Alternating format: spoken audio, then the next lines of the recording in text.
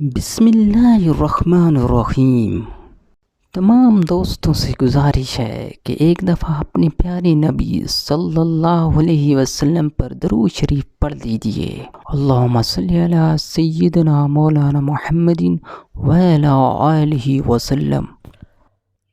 حضرت سلمان رضی اللہ عنہ روایت کرتے ہیں کہ میں نے رسول اللہ صلی اللہ علیہ وسلم کو فرماتے ہوئے سنا، برکت 3 چیزوں میں ہے: جماعت میں، ثریا کے کھانے میں، اور سحری میں۔ قرآن و حدیث کی خوبصورت ویڈیوز کے لیے ہمارے چینل کو سبسکرائب کریں اور ہماری حوصلہ افزائی کریں۔ جزاک اللہ۔